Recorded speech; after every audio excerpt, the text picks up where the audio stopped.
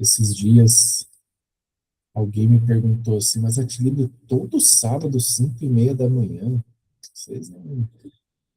Rapaz, como é que vocês aguentam? Não sei o quê. E eu respondi para ele assim, falei, imagine que tem um monte de bandido atrás dos seus filhos, da sua esposa, cercando o seu lar.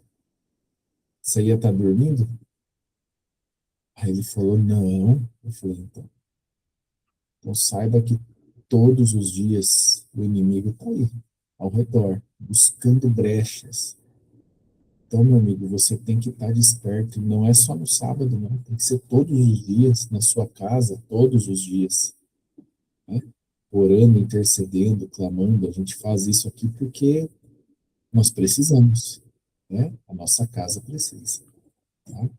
Então, meu amigo, que Deus abençoe você que nessa manhã veio com vontade ou sem vontade, mas veio estar aqui, né, para buscar a presença de Deus. Hoje eu tenho a alegria de estar recebendo aqui o João Ortiz. O João, ele é tesoureiro aqui da nossa associação, Associação Oeste Paranaense, e por acaso também é meu cunhado, né? E ele é casado com a minha irmã. Nós somos amigos aí já há mais de 20 anos, né? Nós temos a alegria de sermos amigos e de estarmos aqui em família, né? Eu quero agradecer o João por ter aceito o convite de estar conosco. João, Deus te abençoe. Tá? O João vai falar hoje sobre um tema que nós falamos pouco aqui nos nossos encontros e eu quero falar mais sobre isso. Então, nós vamos hoje aprender um pouquinho mais sobre finanças em família. Então, o João vai estar falando conosco. João, que Deus te abençoe. Obrigado, Atilibre. Bom dia para esse grupo aí de valentes da família. Que Deus abençoe cada um de vocês. Um bom sábado desde já, né? E agradeço, Atilibre, pela oportunidade de estarmos aqui falando para vocês de um assunto que é importante, de um assunto que também afeta o nosso dia a dia, né? Antes eu quero saudar aí meu amigo Kijingo Gomes. Ele está lá em Várzea Grande, Atilibre, e lá é 4:30 da manhã. Então, que Deus te abençoe aí, Kijingo. Deixa eu compartilhar minha tela aqui. E aí a gente continua. Vamos ver. Apresentação de slides. Ok. Tudo certo, né? Então vamos lá. Finanças em família, né? Esse é o título da nossa conversa aqui hoje de manhã. E eu queria abordar com vocês alguns slides aqui que nos diz sobre um dever cristão, né? Será que nós temos uma responsabilidade financeira também é um dever do cristão? Lógico que sim, né? Porque, de certa forma, nós nos envolvemos financeiramente com muitas pessoas, né? Da nossa família, com a nossa família, com também os nossos compromissos, né? Pessoas que se relacionam conosco e também devem ter um bom testemunho aí da nossa parte como cristãos, né? Nesse âmbito da nossa vida, que é a responsabilidade financeira, né? Assista esse videozinho aí. Seremos 300 contra 30 mil peças. Olha, tem que parar de arrumar essas confusões, velho. Quem já não se deparou com essa situação, né? Todo mês. 300 contra 30 mil. É uma batalha que ela acontece a cada mês, né? A pergunta é, como é que você se sente quando o assunto é finanças? Né? Quando o Atilibre postou lá, né, no grupo de que hoje haveria uma palestra sobre finanças, né, tema financeiro, você se sente bem, você se sente tranquilo, está equilibrado, está resolvido, né, ou de fato precisamos agir em algum momento, em algum âmbito aí das nossas finanças, para que a coisa, né, melhore da situação que está. Então, esse é um assunto que envolve a cada dia, né? Toda e qualquer decisão nossa envolve finanças, né? Uma decisão de sair, comer fora, viajar, né? Ficar em casa, fazer alguma reforma, comprar um móvel, tudo que a gente decide está atrelado a finanças, né? E olha uma pesquisa que saiu aí na Confederação Nacional do Comércio, dizendo de um índice que está maior aí nos últimos 11 anos, que é o endividamento familiar. Então imagine que 77% das nossas famílias estão endividadas. Ainda não é um inadimplente. O inadimplente é diferente de um endividado, né? O inadimplente já nem consegue mais pagar as suas contas. O endividado ainda consegue pagar em dia, não deve nada para ninguém, mas o que quer dizer o endividamento? Você pega a tua renda de 12 meses, né, e o teu compromisso, o teu empréstimo, né, o capital de terceiro que tu pegou, ele vai acima da tua renda de 12 meses. Então, 77% das famílias devem mais do que a renda de um ano. É preocupante, porque são compromissos feitos contando com a renda futura, né? Então, isso é complicado. Foi feita uma pesquisa nos cartórios de São Paulo para ver qual é o mês que havia mais divórcios, né? E percebeu-se aqui o mês de agosto como o mês que teve mais divórcios nos cartórios de São Paulo. No segundo semestre, um acréscimo de 21% de divórcios. E aí veio a pergunta, né? Tentar extrair uma explicação dos porquês, né, que aconteciam esses divórcios. E aí o cartorário lá colocou que percebemos recorrência na menção à questão econômica. Aí, de fato, aquela frase que a gente fala, né, quando acaba o dinheiro, acaba o amor. É atrelado, porque quando acaba o dinheiro, as situações aparecem, né, os conflitos crescem, nós precisamos do recurso, né? E aí, de fato, se destina aí daqui a pouco ao divórcio, o relacionamento do casal, quando não há controle, quando não há um equilíbrio na situação financeira da família. Isso é preocupante, né? Conta uma história de que um irmão, toda quarta-feira, fazia um pedido na igreja, né? Irmãos, orem por mim, porque se armou uma teia lá em casa, né? Tá difícil de a gente sair dessa teia e tal, e passava mês, e o irmão resolvia, daqui a pouco voltava o problema. Irmãos, orem novamente por mim, pastor, por favor, se armou uma teia na nossa casa de novo.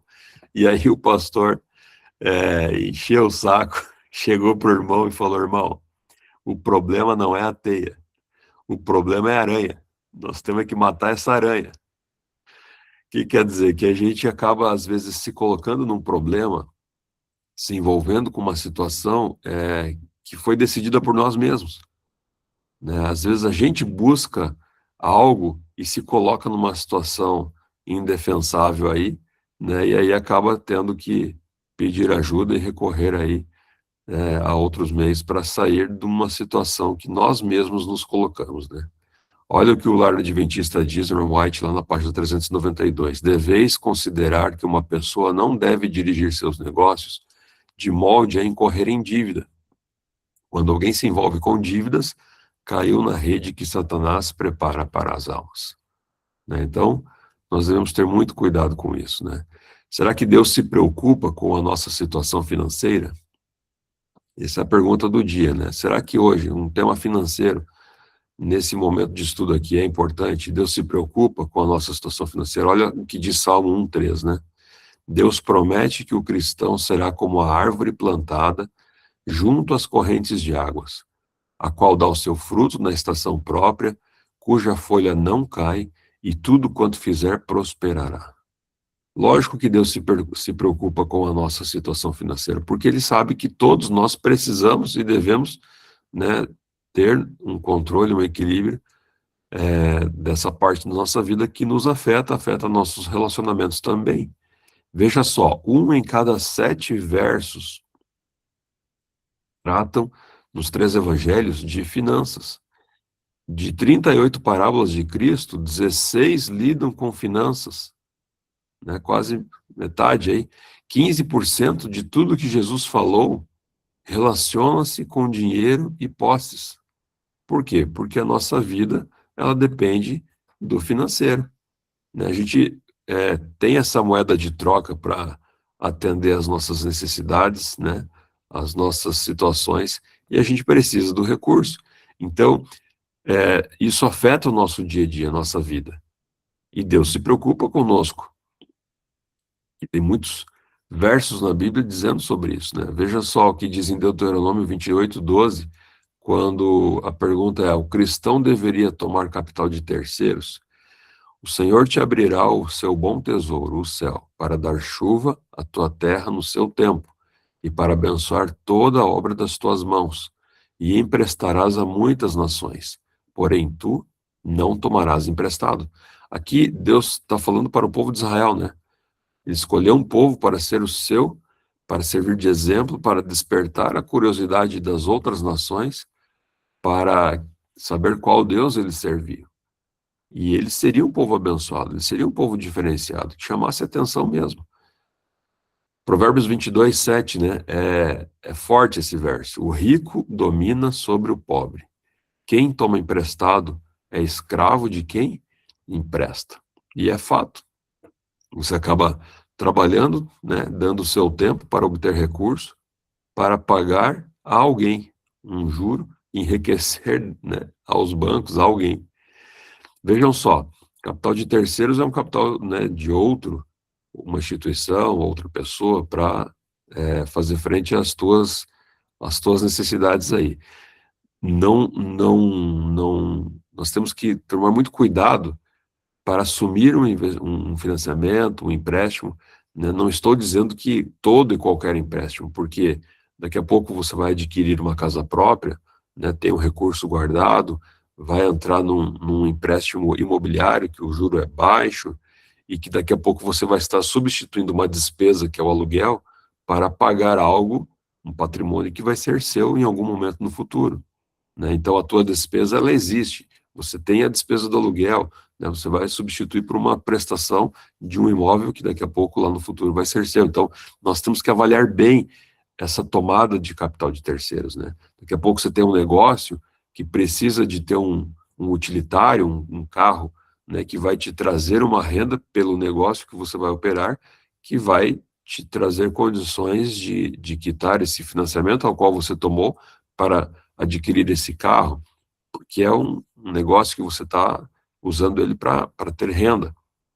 É diferente de você entrar num cheque especial, num cartão de crédito, onde os juros são abusivos e são despesas recorrentes, né, de todo mês. Então, essa é a ótica sobre o capital de terceiros, né? Olha lá o 1 Timóteo 6:10. Esse é um verso muito conhecido que eu uso sempre, né, que diz o seguinte: porque o amor ao dinheiro é a raiz de toda espécie de males. E nessa cobiça alguns se desviaram da fé e se transpassaram a si mesmos com muitas dores. Aqui está dizendo o quê? O dinheiro é o problema? Não, né? A gente brinca, o dinheiro não é problema, o dinheiro é solução, né? Qual é o problema? O amor ao dinheiro. Esse é a raiz de todos os males, né? Porque nessa cobiça, nessa ânsia de cada vez querer ter mais, buscar mais, aí a gente acaba entrando e sacrificando tempo, sacrificando família, né? Transpassando a si mesmo e atraindo muitos males para cada um de nós, né? Então, o amor ao dinheiro, a cobiça, a ganância, sim. Deus, né, quer nos salvar, né? Deus vai fazer de tudo, já fez, para que nós nos salvemos, né? Nós vamos ter tudo aqui nesse mundo, não vamos passar nenhuma necessidade, não. Esse mundo é do inimigo, né? A gente tem sofrimento, tem desgaste, tem situações que nos colocam, né, em situação de risco aqui, mas não é a vontade de Deus. Porque Deus não quer que a gente viva bem neste mundo somente. Lógico, como filhos, Ele quer nos ver bem, quer que a gente esteja em boas condições, né? Mas muito acima do que isso nesse mundo, ele quer nos salvar. Quem já ouviu falar sobre esse teste, o teste do marshmallow? E aqui o segredo, né, a situação é saber controlar a gratificação instantânea. Vou passar um videozinho aqui rapidinho para vocês verem o que acontece com esse teste.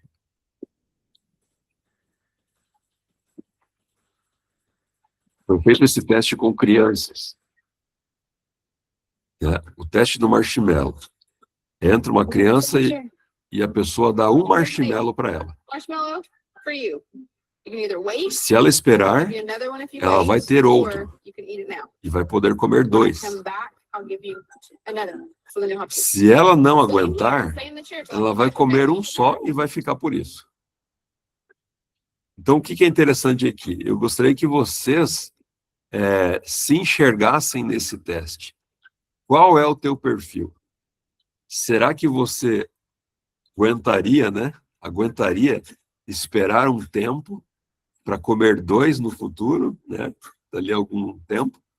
Ou você comeria um só e ficaria por isso? Olha a inteligência emocional aí das crianças. Né?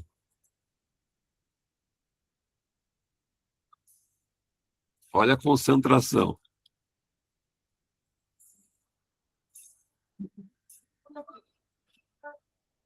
Se coloque no lugar dessas crianças. Como você reagiria? Controlaria a sua vontade, o seu desejo?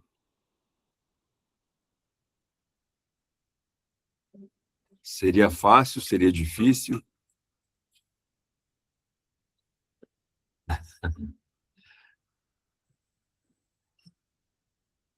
Se eu não comer e esperar, vou ter 2 depois. Senão é um só.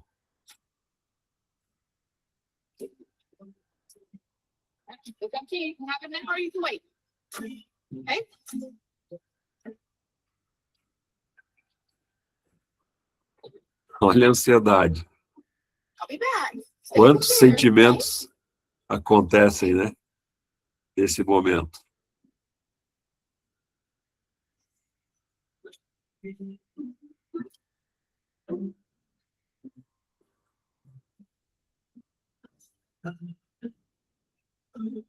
Você resistiria ou cederia?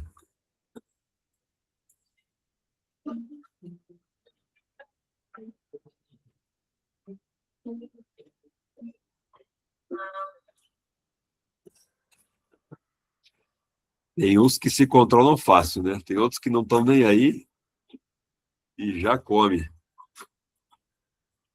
Será que passa essa?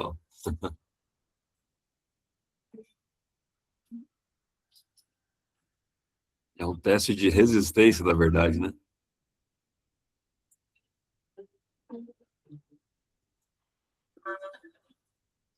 All right, so I'm going to leave and then I'll come back, okay?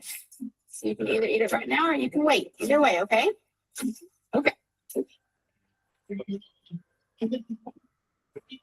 Nem ouviu a explicação e já está comendo. How'd you do? Did you do good? You did? You wanted to eat it, didn't you? Yeah. So that's how you give you another one? Olha aí, ó. Okay. Now you can have both. Agora sim, veio 2. Passou no teste. Comeu uma vez só. E essa daí comeu um só e ficou por isso e está tudo certo. Então a pergunta é, como você reagiria nesse momento, né? A pesquisa diz, no futuro, que as crianças que conseguiram resistir, tiveram 2 no final, foram as mais bem-sucedidas. Mas o fato é que a gente acaba se autogratificando, né? E isso é um perigo, porque às vezes vem o pensamento de que eu lutei, eu trabalhei, eu mereço, e aí acabo merecendo o que daqui a pouco não precisaria ter. Tem um verso que diz lá em Filipenses 4,13, que é muito conhecido, né? Tudo posso naquele que me fortalece. Mas tem 2 versos antes que nos diz muito. Verso 11 e 12. Diz o seguinte, não estou dizendo isso porque esteja necessitado, pois eu aprendi a adaptar-me a toda e qualquer circunstância. O apóstolo Paulo dizendo isso, né? Sei o que é passar necessidade, sei o que é ter fartura. Aprendi o segredo de viver contente em toda e qualquer situação, seja bem alimentado, seja com fome, tendo muito ou passando necessidade. Aí, por final, ele diz, tudo posso naquele que me fortalece. Então, a gente acaba buscando a felicidade sempre no futuro, né? Ah, se eu ter isso, se eu conseguir isso, e sempre está nessa corrida em busca da felicidade. Quando de fato a gente tem que ser gratos e felizes com o que tem. Deus já deu tudo que nós precisamos, né? Nós não vamos levar nada dessa vida. Não devemos deixar de ser ambiciosos, querer ter mais, né? No bom sentido, assim, de querer prover um conforto, uma situação boa para a nossa família, né? Mas ser feliz com o que tem, buscar correr e se preparar para estarmos no céu, que esse é o grande objetivo, né? Comprar por quê, né? Porque está barato, porque eu realmente preciso, porque é a realização de um sonho, né? Em toda e qualquer aquisição, nós devemos fazer essas perguntas. Há quem diga que se você tiver um desejo de comprar algo, espere 3 noites, durma, põe a cabeça no travesseiro, se no 4º dia você ainda tiver esse desejo, é porque é uma necessidade. Se não, era um desejo momentâneo e não precisaria. Daí passa, né? Então, assim, às vezes a gente faz aquisições impensadas, né? E acaba gastando com coisa que não precisa. Eu vou dar 2 exemplos aqui rapidinho, de 2 jovens adventistas, chamado Prudêncio e Gastão. Pensem que eles têm 3 mil reais de renda, ambos, numa situação hipotética, né? Solteiros, moram com os pais, né? São fiéis, só que uma única decisão vai impactar o futuro desses 2 jovens. Vamos lá, eles tiveram primeiro emprego, 3 mil reais. O que o Prudêncio resolveu fazer? Nesse primeiro ano, ele comprou uma bicicleta. Ele vai ir ao trabalho, vai andar de bicicleta. O segundo, já com uma renda de 3 mil, poderia, né, financiar um carro. E aí, assim, a gente tem a situação de ambos. Ambos com salário de 3 mil. O Prudêncio não tem parcela, não tem PVA, né, não tem combustível. Ele dizima, ele pactua, e ele guardou na sua poupança 1.000 reais, sem contar juros, sem fazer contas, né, em cima disso, né, sobrou 1.550 por mês para ele gastar no seu dia a dia 51 reais aí. Lógico que ele vai enfrentar chuva, ele vai ir no mercado, buscar a sacolinha e trazer no guidão, né, vai andar com o guarda-chuva ali no guidão, né, mas um ano passa rápido ou não? Um ano voa. Quando você vê, já passou, já estamos aí no meio do ano, né? O seu Gastão, ele já falou, ó, eu já consigo pagar uma parcela de 1.000 reais, né? Imagina, tenho 3 mil de renda, ele já assumiu um compromisso aí de PVA combustível numa média de 600 no mês, também é fiel, dá seu dízimo, seu pacto, ambos são abençoados, né? Tiveram seu primeiro emprego nesse valor, são fiéis. Ainda assim, sobrou 950 reais por mês, 31 por dia para gastar. Passou-se o primeiro ano, o que aconteceu com o Prudêncio? Ele adquiriu seu primeiro veículo, de 12 mil, velhinho, né? Mas, pergunto, carro velho, carro antigo, desvaloriza? Não, né? Se tu der uma arrumada nele, ele até ganha valor, né? Ele comprou seu carro com 12 mil à vista. O Gastão estava entrando na sua 13ª parcela. Passou-se mais um ano. O Prudêncio não tinha o compromisso da parcela. Ele continuou fazendo sua poupança ali de 1.000 reais por mês. Passou-se mais um ano, o que aconteceu? O Prudêncio vendeu o seu carro por 12 mil, tinha 12 mil guardado e comprou um carro de 24. O Gastão estava entrando aí na sua 25ª parcela. Mais um ano se passou, Prudêncio continuou guardando seus 1.000 reais. Vendeu seu carro de 24, comprou um de 36 com os 12 mil que ele tinha guardado. E o Gastão estava entrando na sua 37ª parcela. Depois de um ano, o que aconteceu? Prudêncio vendeu seu carro de 36, tinha 12 mil guardado, comprou um carro de 48. E o Prudêncio estava entrando na sua 49ª parcela. Né? Passou-se um ano, o que aconteceu? O Gastão, no seu 5º ano, pagou 60 mil reais num carro que hoje vai valer 30, né? E ele vai ter que trocar 5 anos de uso, né? Já estava precisando de um carro maior e entrou num outro parcelamento e assim foi sucessivamente. O Prudêncio, né? Depois de 48 meses lá, ele vendeu seu carro com mais 12 que tinha, acabou comprando um de 60 mil. E continuou poupando seus 12 mil ao ano. Então vejam só, uma decisão de querer ter algo já, né, impactou a vida de ambos no seu futuro, né? Olha o que a irmã White diz no livro Testemunhos Seletos. 3 conselhos aqui importantes, né? Cuidai dos pequenos gastos, estancai todo o vazamento. São as pequenas perdas que se fazem sentir pesadamente. Afinal, reuni os fragmentos e que nada se perca. Lá na multiplicação dos 5 pães e 2 peixinhos, né? O que aconteceu no final? Jesus pediu para que recolhessem todas as sobras, né? Ele fez multiplicar tudo aquilo e ainda assim se preocupou com as sobras, né? Então, às vezes, a gente não dá importância nos pequenos gastos. Olha ali mais um trecho de Conselho sobre Mordomia, página 272. Conservai-vos dentro dos limites, evitai contrair dívidas, assim como vocês evitaram o Covid lá em 2020, né? Todos preocupados, se protegendo, né? Da mesma forma, devemos cuidar com as dívidas. Tem-se cometido erro ao incorrer em dívida para fazer o que poderia ter esperado a um tempo qualquer no futuro, né? Tenha calma, tenha paciência, aguarde o tempo, faça seu planejamento, sua reserva, e assim você vai conseguir conquistar. Não precisa se antecipar. Esse é o problema do ser humano, né? A gente quer tudo já, é imediato. Um vilão chamado cartão de crédito, né? Se ele não for bem utilizado, né, ele vai te afundar.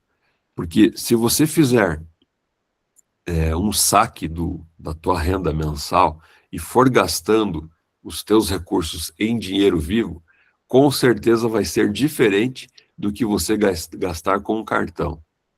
Porque você vai ver a cor do dinheiro saindo do teu bolso, você vai ver o volume do dinheiro diminuindo, né? E você vai dar mais valor do que simplesmente usar e passar indeliberadamente ali o cartão.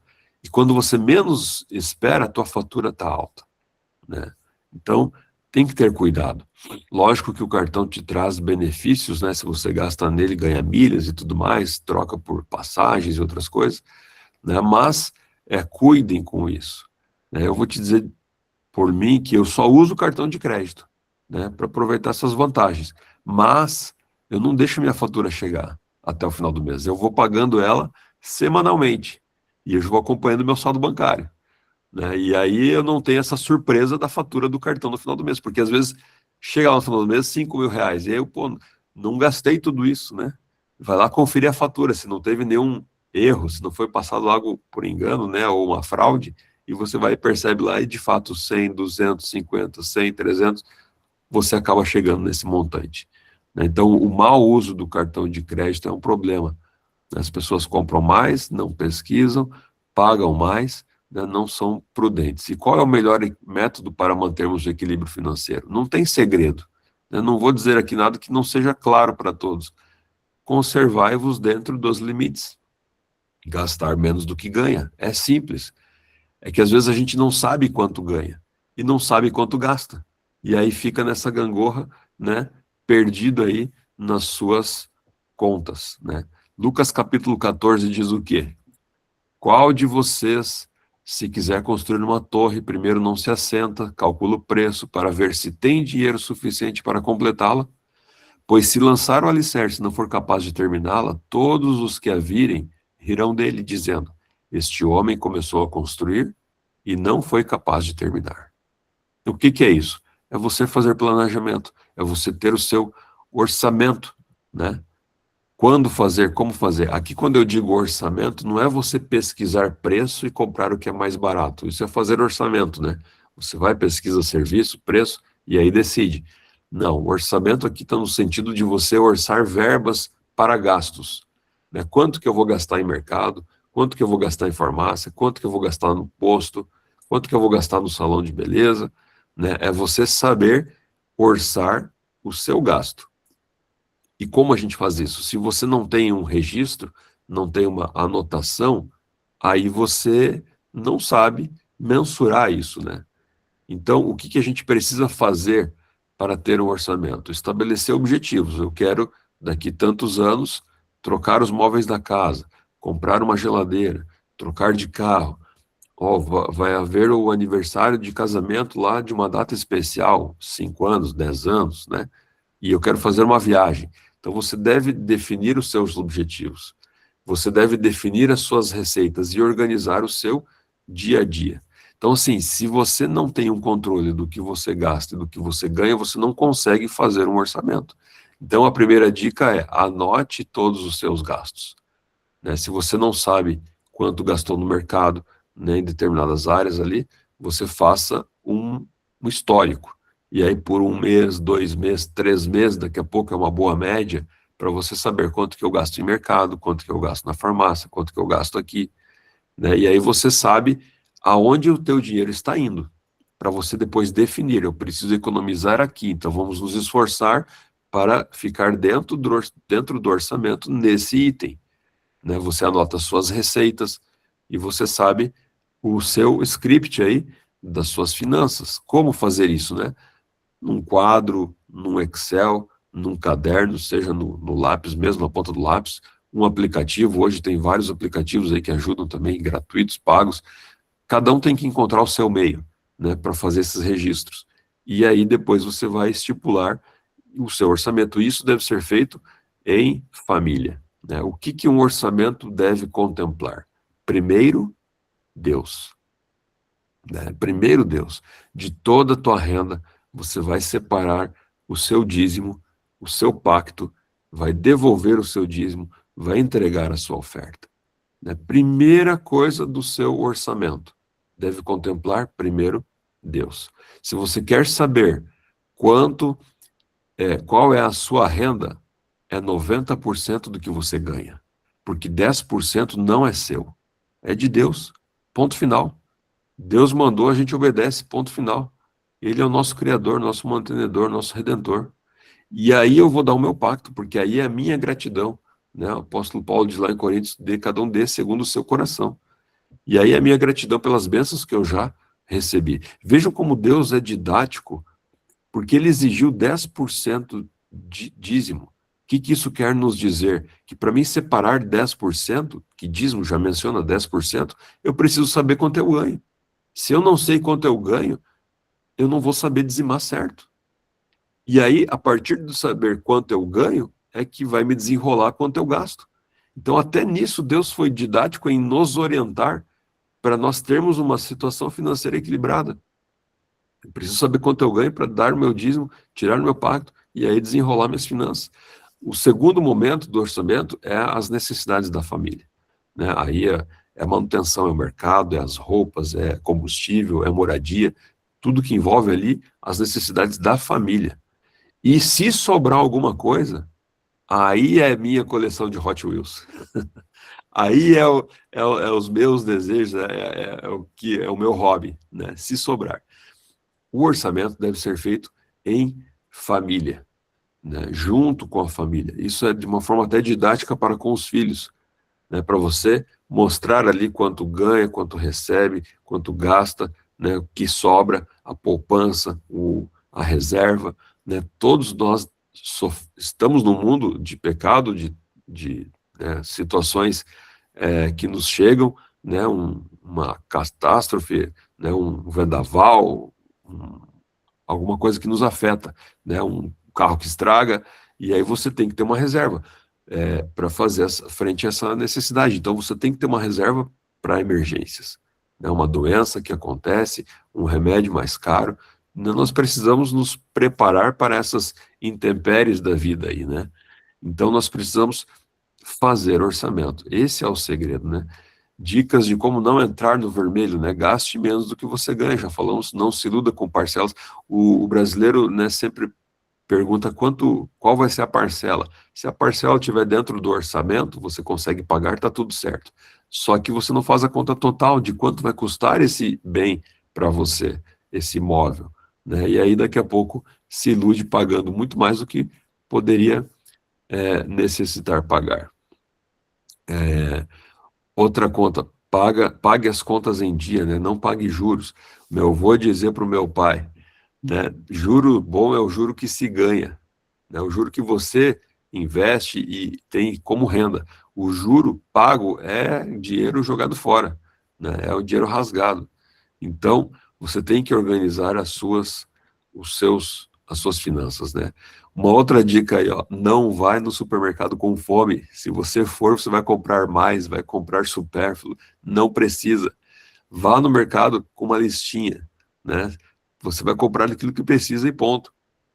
Se você for com fome, você vai comprar mais. Vai no mercado depois de uma boa refeição, você não quer nem ver comida, né? Compre tudo que você precisar por um bom preço, negocie, né? Busque as melhores oportunidades, né?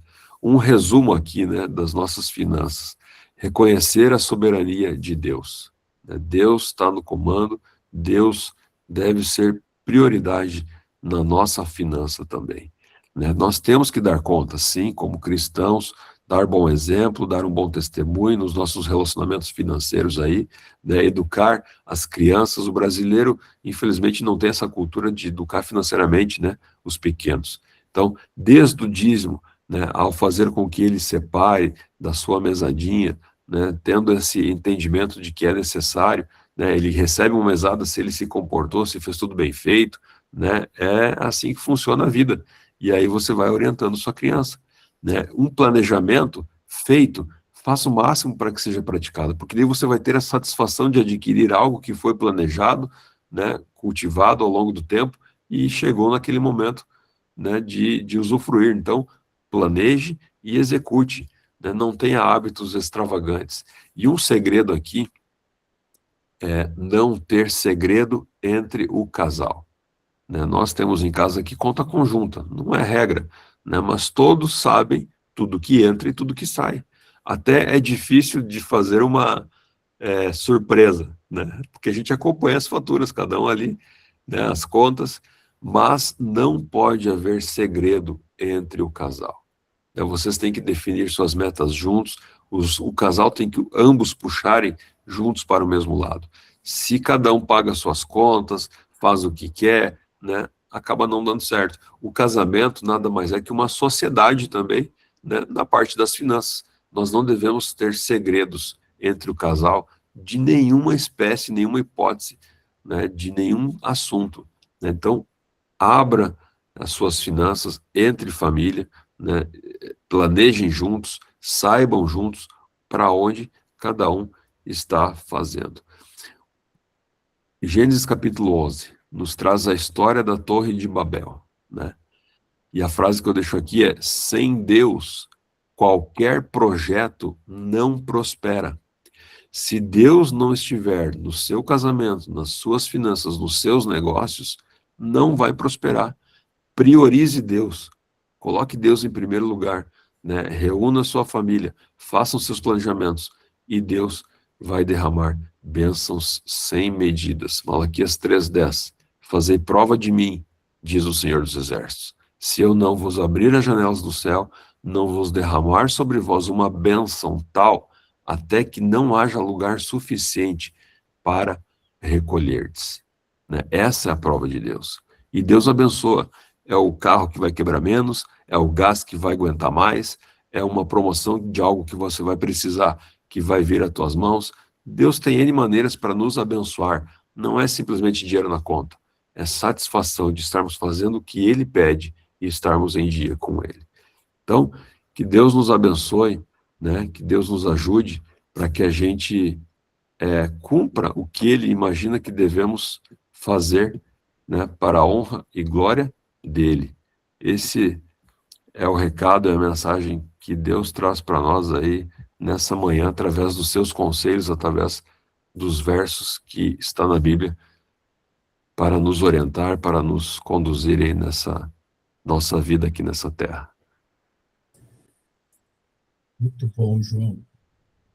Eu estava aqui ouvindo você e me lembrei de uma frase que eu já ouvi algumas vezes em relação a dinheiro, né?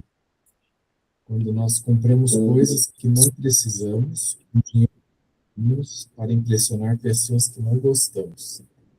E eu acho isso é muito real, né? Às vezes a É gente exatamente isso. A grama do vizinho é mais verde, né? e E aí com a as gente redes sempre quer sociais o aí, que a gente não tem.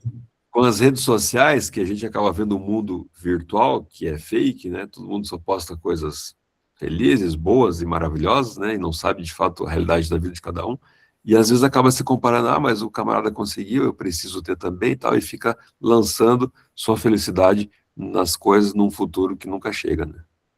Exatamente, é a falta do contentamento, né? Que você leu ali no estudo de Paulo ali, né? E mais uma frase aqui que eu encontrei aqui no Conselho sobre Mordomia, que Ellen White ela diz assim, ó, há apenas dois lugares no universo onde poderemos colocar nossos tesouros, no celeiro de Deus ou no de Satanás. E tudo que não é dedicado ao serviço de Deus é contado do lado de Satanás e vai fortalecer a sua causa. Então, questão de recurso não é apenas o dízimo ou o pacto, né? Tudo que nós gastamos ou entra no celeiro de Deus ou entra no celeiro do inimigo. Então, questão que envolve dinheiro, finanças, é uma questão estritamente espiritual. Não é só uma questão de gosto, uma questão de decisão pessoal, não, é uma questão espiritual. Essa é a importância da gente refletir sobre esse assunto. Eu tenho dois amigos aqui, João, que ergueram a mão e gostariam de falar. Rinaldo, fala, meu amigo. Abrir seu áudio. Olá, feliz sábado a todos. Feliz sábado, João Ortiz. Não te conheci, mas já não conhecia, mas olha, parabéns aí. Parabéns pelo esse lindo trabalho que você tem feito aí, meu irmão, de apresentar esse conceito de educação familiar aí para as igrejas. E acho que esse assunto deveria ser mais trabalhado nas nossas igrejas. Olha, João Ortiz, realmente tudo que você falou ali eu acompanhei com muita atenção, porque graças a Deus, não a mim, mas eu já pratico isso aí mesmo sem precisar há 10, 11 anos, mas eu pratico essa questão da educação financeira desde 2008, com um conceito que eu aprendi num livro chamado Pai Rico, Pai Pobre. Rapaz, até então eu sempre fui organizado, mas nunca tinha uma questão do futuro. Mas com aquele livro, aquele livro em 2008, não era cristão, longe ainda, e aprendi muito com esse livro, coisa que eu não aprendi na faculdade nem na pós-graduação que eu fiz sobre segurança. Rapaz, é impressionante o que você falou ali, como é importante essa questão do controle. E aí depois eu vim a ser cristão e me tornei fiel a Deus nos dízimos, nas ofertas, e meu negócio prosperou de uma forma que, graças a Deus, o ano passado eu adquiri uma chácara grande até, de 5 hectares, que eu tenho interesse de levar agora. Eu tenho 58 anos e daqui eu tenho um planejamento daqui a 2 anos eu sair aqui de Caxias e morar nessa chácara e estender para minha família que não tem condição. E comprei essa chácara à vista por conta dessa questão da organização financeira. Muito importante esse assunto, João Ortiz. Parabéns de que o equilíbrio aí consiga conciliar mais nesse sentido e conduzir você para ajudar muitas pessoas, como cristãos adventistas, que é incrível, não conhecem nada sobre educação financeira, levando um conceito que isso é brasileiro, como você falou no início. O Brasil é analfabeto no quesito educação financeira, infelizmente. E está todo mundo endividado aí por conta de uma conta simples. Faz igual a historinha que você contou ali dos irmãos lá que compraram carro. Exatamente. As pessoas, é incrível. Recebe com essa mão, gasta com a outra, tudo que recebe, e fica passando de ano para ano e nunca tem nada, não consegue prosperar e traz problema familiar, sim. Então, quero só te dar parabéns, parabéns, parabéns, e que os irmãos aqui entendam isso e façam esse planejamento familiar, primeiro colocando Deus em primeiro lugar. Obrigado, Atelino, por ter trazido o João aqui, viu? Muito obrigado. E obrigado, João. Valeu. Obrigado, Rinaldo. Meu amigo Cloeci, fala aí, Cloeci. Só para ajudar aí, alguns conhecem o meu sogro, o Henrique Ritter. Ele até é engraçado. A gente viaja normalmente juntos, de férias, né? até para facilitar e para economizar também, a gente divide tudo junto. Mas ele carrega um caderninho e ele anota tudo. No final da viagem, ele sabe o que ele gastou com comida, o que ele gastou com pedágio, o que ele gastou com enfim, tudo. E ele é uma pessoa que sempre trabalhou em calçado, ganhou o salário de calçadista, e ele é muito organizado. Chega no final do ano, ele já tem o dinheiro guardado do IPVA, do veículo, já todas as contas pagas, e ele vai pagando antecipadamente. Então, organização disciplina é o que faz com que a gente possa ser sucessivamente bom financeiramente. Muito bom, Cleci, é isso mesmo. É organização, né? E disciplina. Muito bem, João, obrigado mais uma vez, obrigado pela mensagem, obrigado pelos conselhos aí, e vamos nos planejar para você voltar aí pelo menos mais uma vez aí esse ano, sabe, no segundo semestre. Esse é um tema que precisa ser abordado com mais frequência aqui entre nós, porque é realmente um desafio, uma necessidade que todos têm de ter esse conhecimento, e isso à luz da palavra de Deus, né? Muito bom. João, você ora para nós? Claro. Vamos orar. Obrigado mais uma vez pela oportunidade aí, né? Esse material também eu posso compartilhar, né? E que vocês também possam ser canais de bênçãos aí por onde passarem, né? Vamos orar? Senhor nosso Deus, te agradecemos mais uma vez porque o Senhor cuida de nós. Te agradecemos pelo plano da salvação, porque o Senhor quer nos resgatar e já fez de tudo para isso. Pedimos que o Senhor nos ajude, nos oriente, que aumente a nossa fé, que a gente possa ter claro os nossos objetivos de estarmos contigo nos céus. E que isso se reflita também, essa decisão se reflita nas nossas finanças, onde a gente demonstre que o Senhor está em primeiro lugar em nossas vidas.